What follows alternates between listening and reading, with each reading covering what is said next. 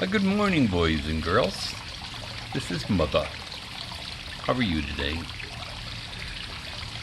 It's been a crazy day, girls. Let me tell you.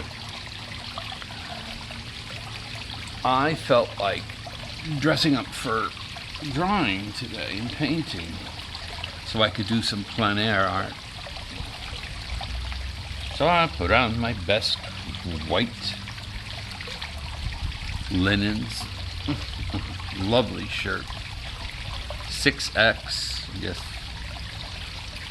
and some nice little pants for my short little legs that I had to hem up with my Singer sewing machine. What a wonderful job. I don't do as good a job as Stevie Weebly, you know. That girl's a seamstress and a carpenter, yeah, and a gardener. Or would-be gardener. Sorry, Steve Lee. Oh, she's a mess. But so I came out here and I said, I'm going to sit right here and do a plein air in my WC, my watercolor sketchbook. It has nice papers made in England and everything. And I thought, oh, I love it, I love it, I love it. And I did some very nice things in there before, if I may say so myself.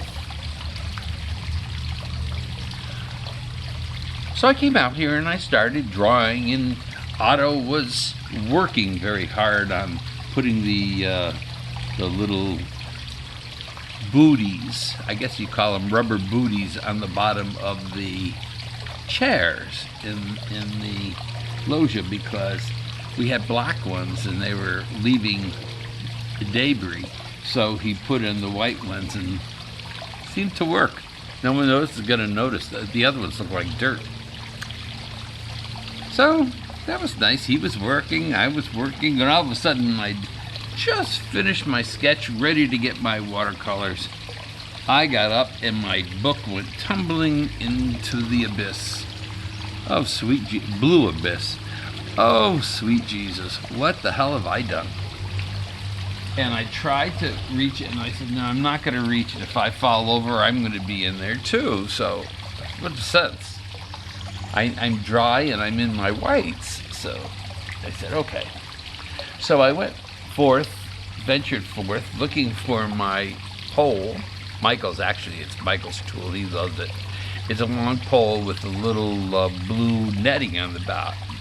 You can tell it's a pool implement because it's aqua blue. So you put it in, and I scooped up just I wanted to cry. The sketchbook looks so much like the Titanic that I could actually hear a little band playing on it. How great thou art. And I said, oh shit, it's gonna go down. So I scooped out of that thing and schlepped it up on the this is a deck, I guess we call this, the pool deck, and I put it up there, and I went, oh no, I did a wonderful watercolor sketch of a ruined cathedral or abbey in the center of York, England. And I said, oh God, I spent a lot of time on that.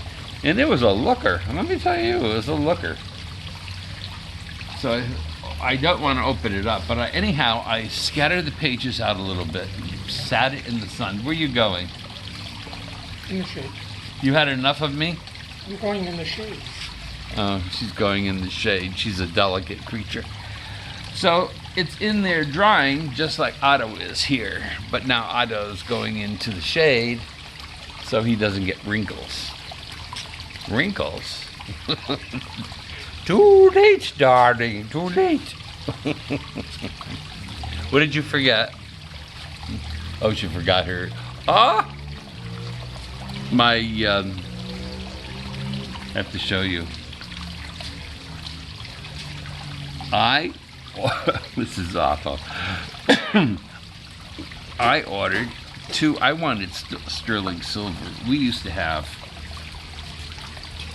a pair of sterling silver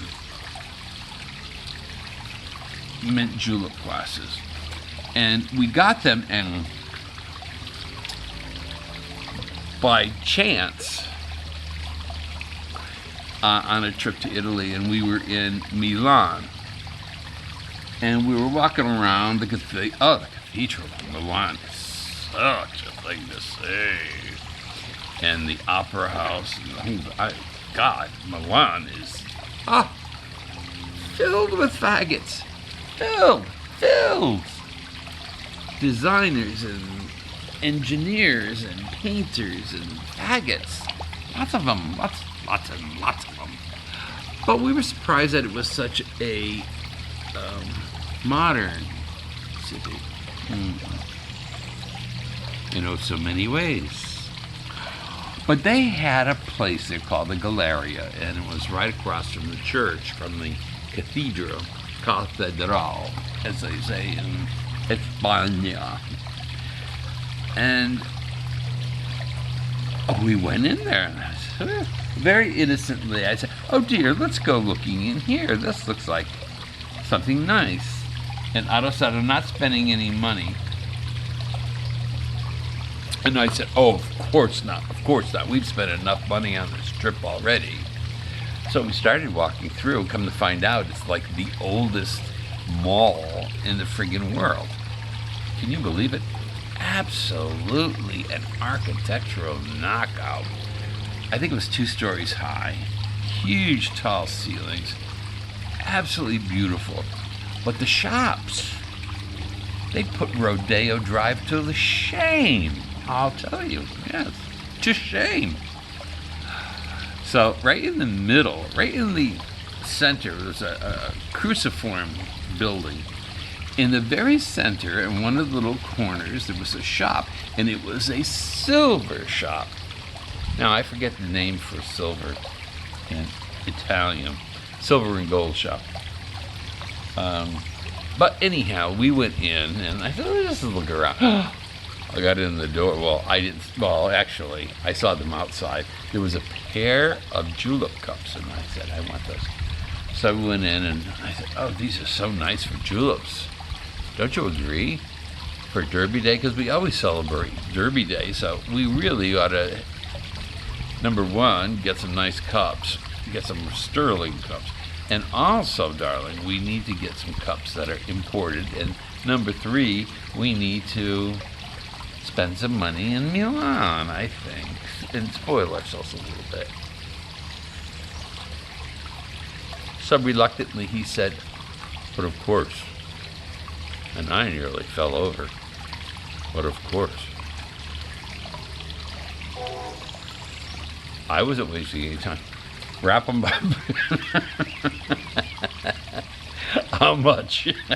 Here's the card, honey. Oh my God, they were absolutely gorgeous. So we took them and they had beading on them and everything. I can't tell you how pretty they were. I think we ended up using them as, I think I may have been using them as pen holders.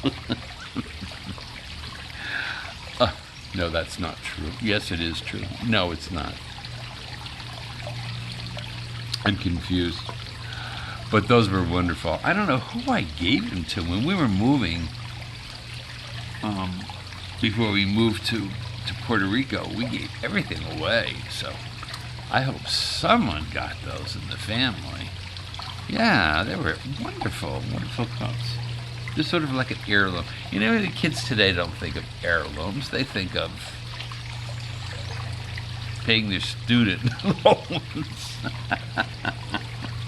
And sex, yes, I think of sex.